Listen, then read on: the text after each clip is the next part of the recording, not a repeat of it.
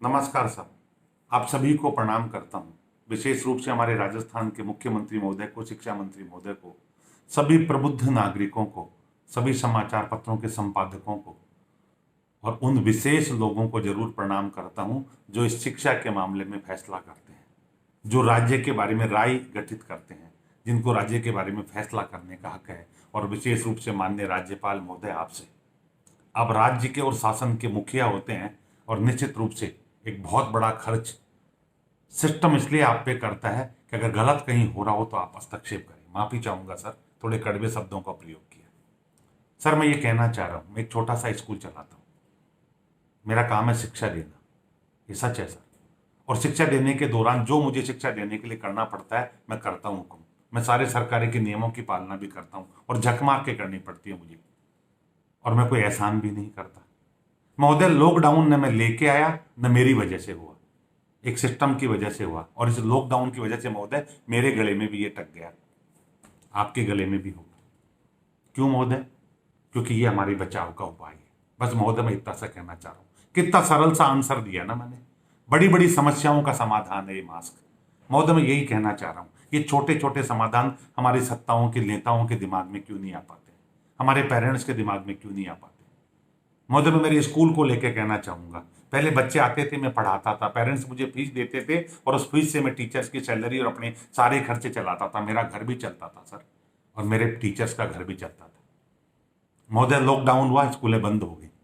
हमने सोचा क्या करें, हमारी मजबूरी थी, हम जानते थे अगर नहीं पढ़ाएंगे तो फीस कौन देगा और किस मुंह से मांगेंगे। महोदय, हमने ऑनलाइन करना शुरू किया, क्योंकि महोदय आप ही लोगों ने कहा था वर्क फ्रॉम होम करो, तो हमने ऑनलाइन सिस्टम शुरू कर दिया। अब इस ऑनलाइन सिस्टम में क्या करना था महोदय? मुझे तो पढ़ाना था, मैं ट्रेंड नहीं था, लेकिन मैंने आनंद फानंद में संसाधन जुटाए, ट्रेनिंग ली और बच्चों को पढ़ाना शुरू किया। और महोदय, बच्चों ने पढ़ना भी शुरू किया। हमारे पास रिकॉर्ड है, हमारे पास 90% बच्चे जुड़ रहे थे, छोटे मोटे संसाधनों से जुड़ रहे थे। हाँ, ये सच है महोदय, उतना मजा नहीं आ रहा था जितना रेगुलर, वो तो पॉसिबल भी नहीं है महोदय। इस मास्क में भी नहीं आता मुझे उतना मजा, लेकिन मजबूरी है ना सर, करना पड़ता है। उसके बाद छुट्टियां आ गई महोदय। सरकार को लगा पेरेंट्स नहीं दे पाएंगे फीस, सच है, नहीं दे पाते उन दिनों, क्योंकि लॉकडाउन था, पूर्णतः बंद था। फीस डेफर कर दी गई। 9 अप्रैल को एक आदेश निकाला राजस्थान सरकार ने कि 3 महीने के लिए 15 जून तक फीस डेफर की जाती है, अर्थात स्थगित की जाती है। महोदय, मैं चुप रहा, मैंने टीचर को हाथ जोड़ लिया, 3 महीने बाद मिलेगी, देंगे। महोदय, 15 जून को भी कुछ नहीं बोले। 15 जून के बाद जुलाई आई, हमने सोचा पिछली फीस का जो फैसला होगा सरकार करेगी, हम मान लेंगे, पर नए सिरे से शुरू करें। हमने पेरेंट्स से बात करना शुरू किया कि बच्चों को पढ़ाई के लिए रेगुलर रखना है महोदय, और रेगुलर रखने के लिए उसको पढ़ाना जरूरी है। कुछ पेरेंट्स जुड़ने लगे, कुछ नहीं जुड़ने लगे, पर 80% पेरेंट्स जुड़े। और जब हमने उनसे हाथ जोड़ के निवेदन किया, उनमें से कुछ आकर फीस भी देने लगे। हमने फीस भी कुछ कम कर दी महोदय। पर दुर्भाग्य देखिए, राजस्थान सरकार का एक आदेश निकलता है 3-4 दिन पहले, और उस आदेश में कहा गया कि जब तक स्कूल नहीं खुलेगी फीस नहीं ली जाएगी। बहुत चौंकाने वाला था। और उसके उसके बाद जो तर्क दिया गया वो ये दिया गया कि जब कोर्स ही तय नहीं है, सिलेबस ही तय नहीं है, तो पढ़ा क्या रहे हैं? हमने सत्र शुरू ही नहीं किया तो पढ़ा क्या रहे हैं, और किस बात की फीस? इसका मतलब तो ये भी है महोदय कि आगे भी जाके फीस माफ होनी थी जब नहीं था। तो महोदय, मेरा एक सवाल था, फिर डेफर क्या की जब फीस ही नहीं थी? तो डेफर का मतलब ड्यू को डेफर करना होता है, जब ड्यू ही नहीं थी तो डेफर क्या कर दी गई महोदय? लेकिन मैं महोदय, फिर मुझे लगा कि अगर बड़ा सवाल है, वास्तव में कुछ है ही नहीं, जब किसी ने कुछ कहा ही नहीं कि सऊदी में पढ़ाना क्या है, इसका मतलब शिक्षा के बारे में जो एनसीईआरटी जिसकी जिम्मेदारी है, जिस पे करोड़ों अरबों रुपए का खर्च होता है, उसने कुछ नहीं सोचा। जिस एमएचआरडी मिनिस्टर की जिम्मेदारी है शिक्षा के बारे में पूरे देश में चलाने की, उसने कुछ नहीं सोचा। जिस शिक्षा मंत्री की स्टेट में शिक्षा चलाने की जिम्मेदारी है, उसने कुछ नहीं सोचा। जिस माध्यमिक शिक्षा बोर्ड, जिस सीबीएसई और जिस एसआईआरटी की जिम्मेदारी है, उन्होंने कुछ नहीं सोचा। मुझे लगा मैं कोच में याचिका लगाता हूं कि इन सबको वेतन नहीं दिया जाए, क्योंकि इनकी जिम्मेदारी थी शिक्षा के बारे में कुछ सोचे। मुझे लगा यार ऐसे ही नहीं करना चाहिए। अगर इनके बारे में केस कर रहा हूं तो मुझे डेफिनेटली पहले वेबसाइट पे जाके चेक करना चाहिए, कहीं इन्होंने काम किया और मुझे ही नॉलेज नहीं हो। तो महोदय, बहुत चौंकाने वाली चीज मिली। मैं माफी चाहूंगा, हमारी एनसीईआरटी ने किया है। जैसे ही लॉकडाउन हुआ, हमारी एनसीईआरटी ने काम शुरू कर दिया, और काम शुरू करके क्या कर दिया? निश्चित रूप से अल्टरनेटिव एकेडमिक कैलेंडर जारी किए, और पहली क्लास से लेकर 12th क्लास के लिए किए, और बाकायदा पढ़ाई का तरीका बताया, और पूरे पेज के पेज उनकी वेबसाइट पे पढ़ा है। और मैं पढ़ के सुनाना चाहूंगा महोदय, बहुत जोरदार लिखा उन्होंने। इंग्लिश में थोड़ी गड़बड़ हो सकती है, लेकिन मैं पढ़ के सुनाना चाहता हूं। In this period of COVID-19 which is declared as a global pandemic, our teachers, parents and students have to remain at home to prevent its spread in the community। अर्थात इस कोरोना के वायरस के दौरान community में सामुदायिक संक्रमण नहीं फैले, इसलिए किस किस में नहीं फैले, पेरेंट्स में, टीचर्स में और बच्चों में, ये तीनों आपस में मिलते हैं, स्कूल चलती है तो। इसलिए in this situation it is our responsibility to provide them the multiple alternative ways of learning at home through interesting activities. कि ये एनसीईआरटी की जिम्मेदारी बनती है कि बच्चों को मल्टीपल, बहुउद्देश्य, बहुत विभिन्न प्रकार के पढ़ाई के तरीके डेवलप किए जाए, और इसलिए हमने एकेडमिक कैलेंडर डेवलप किया है। और एक चीज और लिखी है महोदय, इट इज नेसेसरी बिकॉज, ये जरूरी है। क्या जरूरी है? Alternative calendar. यानी चुप नहीं बैठी एनसीईआरटी, उसने कहा ये जरूरी है because in this present environment of stress, जो बच्चों के दिमाग में एक स्ट्रेस है कोरोना का, इसको दूर करने के लिए we have to not only keep our children busy, हमें अपने बच्चों को बिजी रखना है, but also to maintain continuity of their learning in their new classes. कौन कहता है? शिक्षा मंत्री महोदय। कि नया सेशन शुरू नहीं हुआ? ये एनसीईआरटी जो पूरे देश के लिए निर्धारण करती है, और इसी एनसीईआरटी के आधार पे आपकी एसआईआरटी को करना था। आपके अधिकारियों ने आपको बताया नहीं महोदय, आपके अधिकारियों की गलती है, लेकिन एनसीईआरटी ने अपना काम, जिम्मेदारी निभाई। अल्टरनेटिव कैलेंडर दिया, नए सेशन का कैलेंडर दिया, और हिंदी, इंग्लिश, मैथ्स सारे सब्जेक्ट वाइज दिया महोदय। और इस कैलेंडर को केवल एनसीईआरटी ने देके छोड़ा नहीं, इसके बेस पे सीबीएसई ने सर्कुलर जारी किए महोदय, लेके बैठा हूं मैं। सीबीएसई ने कहा इस अल्टरनेटिव कैलेंडर को फॉलो करिए, उसमें बाकायदा पढ़ाने का तरीका दिया गया था, और इसीलिए महोदय हमने स्कूल चलाई और पढ़ाना शुरू किया। अब आप कैसे कह सकते हैं महोदय कि हम गलत पढ़ा रहे थे, सेशन शुरू नहीं हुआ?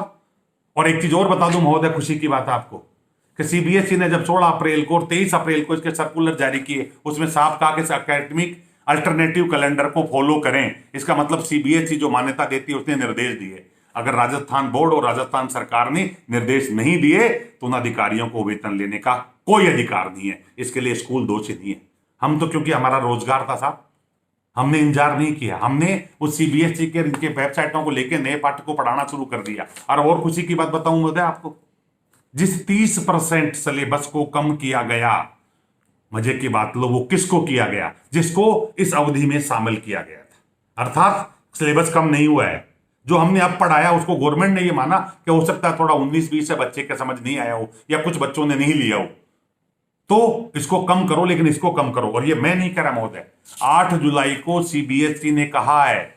जब सीबीएसई पे दबाव पड़ा तो सीबीएसई ने कहा, अनुराग त्रिपाठी जो सीबीएसई के सेक्रेटरी है, उन्होंने क्लियर कट कहा, क्या कहा है? The schools have also been directed to follow alternative academic calendar prepared by NCERT in transition the curriculum, कुछ ऐसा लिखा है कि इस करिकुलम में जो एनसीईआरटी एकेडमिक कैलेंडर है उसको फॉलो किया जाए। महोदय ये भी लिखा हुआ है, उन्होंने आगे और लिखा है महोदय, देखो, it is said all these chapters have been covered in the alternative academic calendar.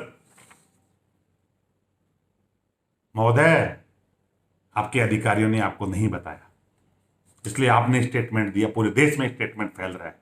मैं आपकी मजाक नहीं करना चाहता, मुझे मालूम है, मैं आपको व्यक्तिगत जानता हूं, अब रियली में एक सुलझेवर अच्छे व्यक्ति है, आप सबके पक्ष में चलना चाहते हैं, पर इन अधिकारियों ने जिन्होंने आपको मिसगाइड किया उनके खिलाफ कार्रवाई करो महोदय। माध्यमिक शिक्षा बोर्ड के खिलाफ कार्रवाई करो महोदय, वो बैठे बैठे तनख्वाह लेने के लिए नहीं बने हैं, उनको करना चाहिए था। जैसे सीबीएसई के इसमें 20 सर्कुलर मौजूद है महोदय, मैं लेके आया हूं, जबकि माध्यमिक शिक्षा बोर्ड बात ही नहीं करता। फिर किस बात की फीस लेता है माध्यमिक शिक्षा बोर्ड?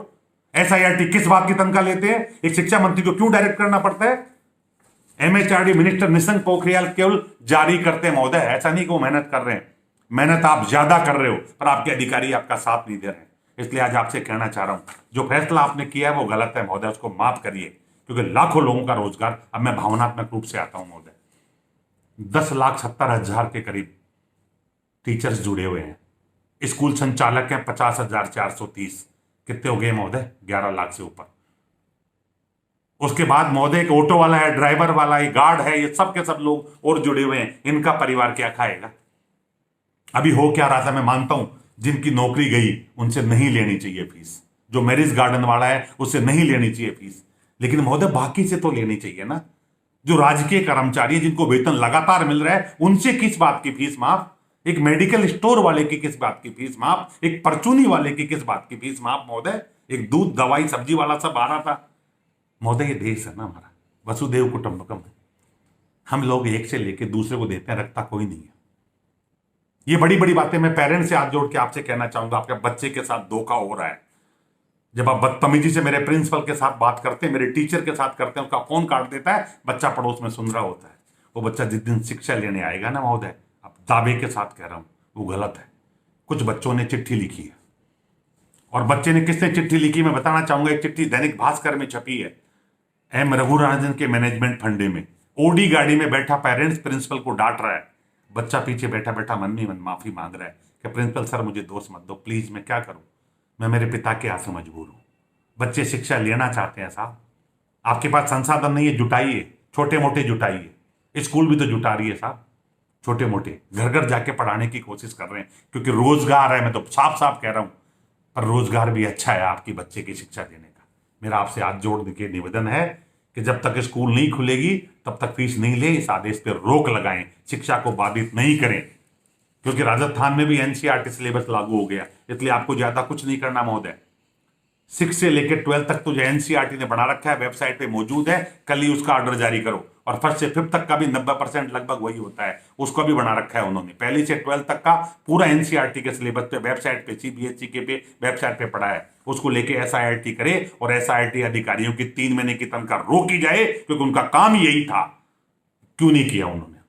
बस महोदय, वरना महोदय हमारे पास कोई अल्टरनेट नहीं है भूखे मरने के अलावा। और भूखा मरता आदमी कुछ भी करता है, कुछ भी।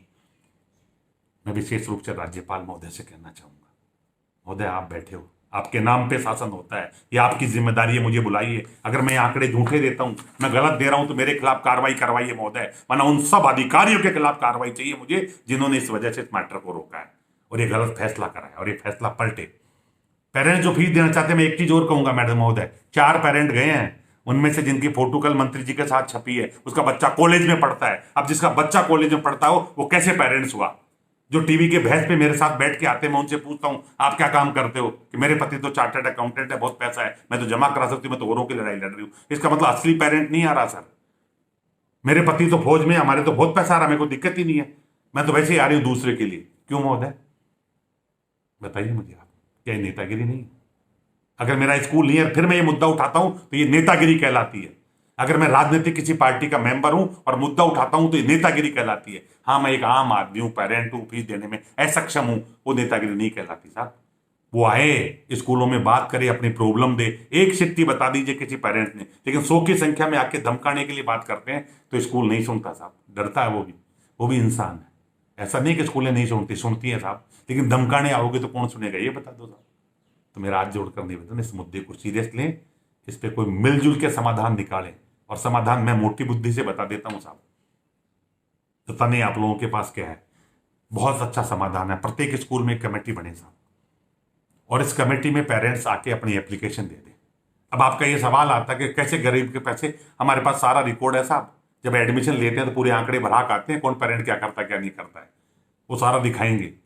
उसके बाद में आराम से उसकी फीस अगर कम करनी पड़ी कम होगी, माफ करनी पड़ी माफ करेंगे, कोई दिक्कत नहीं। उसको आगे भी साल भर फ्री पढ़ाना पड़ा तो फ्री पढ़ा लेंगे साहब, ऐसा कोई दिक्कत नहीं है। लेकिन जो सक्षम है उसकी माफ मत कराओ साहब, जो देने वाले हैं उनको कामचोर मत बनाओ साहब, क्योंकि अगर नहीं देंगे तो ये पूरा सिस्टम टूटेगा और इसके मरेगा कौन मालूम है साहब? ये गरीब।